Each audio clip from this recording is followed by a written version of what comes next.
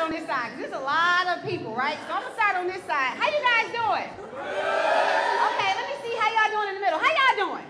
Okay. Let me work my way over here to see how y'all doing. How y'all doing over here?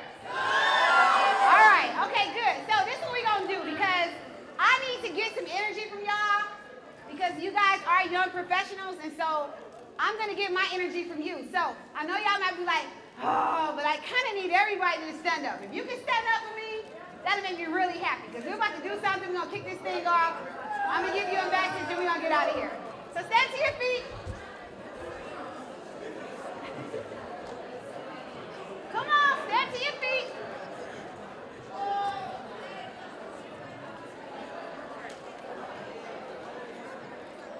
Timing. 15. You guys ready? I can't hear you. Are you ready? Yeah. All right, repeat after me. I will not. Let my ignorance, arrogance, or fear get in the way of the life I know I can have. I am somebody. I am unique. There has never been and never will be a person like me. I do not have to pretend to be someone I am not. Losers let it happen. Winners make it happen. I am a winner. I am a winner. I can't imagine. I will inspire, to motivate, achieve, grow, intervene, and naturally encourage those who desire change. Because I can, I will, I am. Give yourselves a round of applause.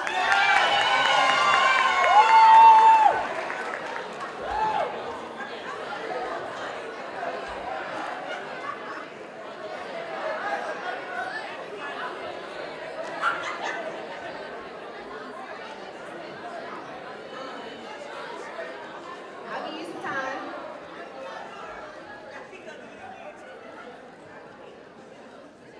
So I am not, I'll wait.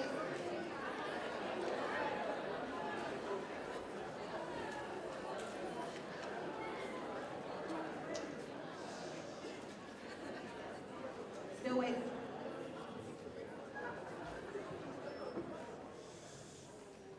The Young Professionals Conference. All of you are young professionals. Give yourselves a hand just for being a young professional. But let me talk to you a little bit. So I am not going to hold you long, because I know you guys are professionals and you got stuff to do.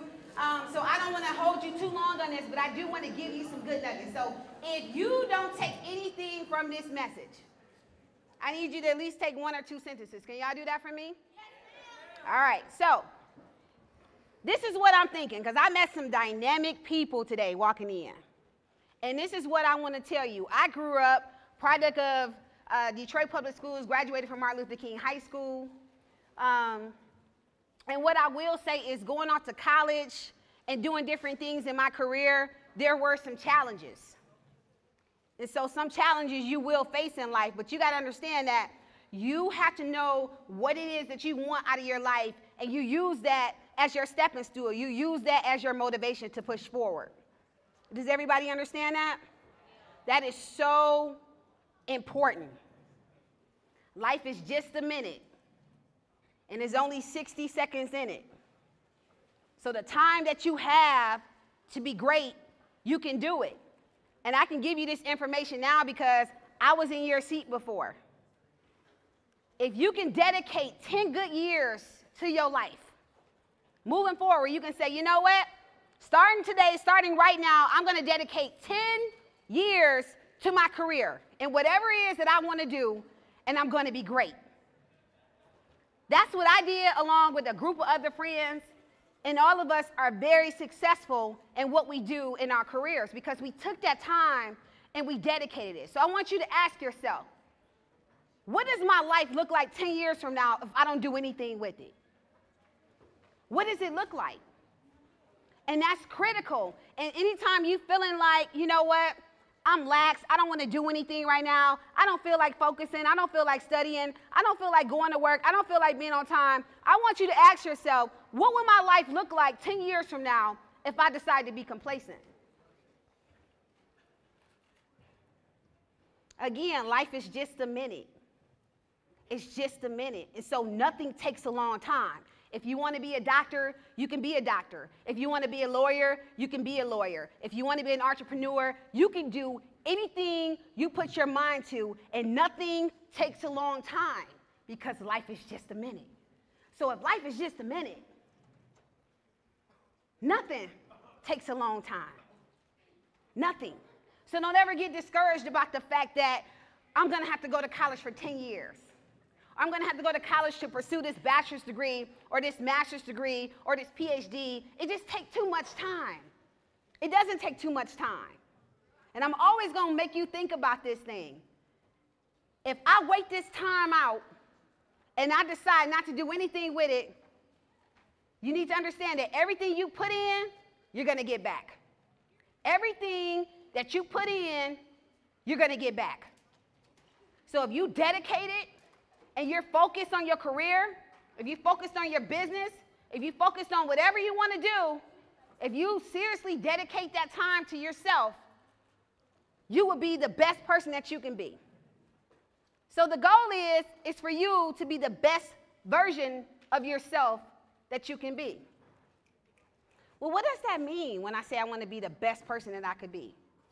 Well, we have to learn how to love ourselves. If we learn how to love ourselves, we're not going to settle for anything. We're not going to settle for just this type of education. We're not going to settle for just having this minimal job. We're not going to settle for having people around us that's beneath us. So you have to start thinking about your circle, thinking about the people that's in your space, thinking about the life that you want. All of these things are critical. Take a look around with the people that you're sitting with right now. When you guys graduate and move on to high school, or you graduate from college, some of the people you see you may not see for a long time because everybody's going to go their own way. Everybody's going to go their path. But you have to ask yourself, what path am I going to go on? What path am I going to work at being the greatest that I can be? I'm going to give you a quick story because it's been on my mind prior to coming here. I was in tears driving here. I was thinking about my mother because I lost her some time ago. And I remember talking to her when I was your age, and she asked me, she said, what are you going to do? What are you going to do when you go to college? And I said, you know, Ma, I really don't know what I want to do. And she said, well, what do you like to do? I said, I like to talk. She's like, yeah?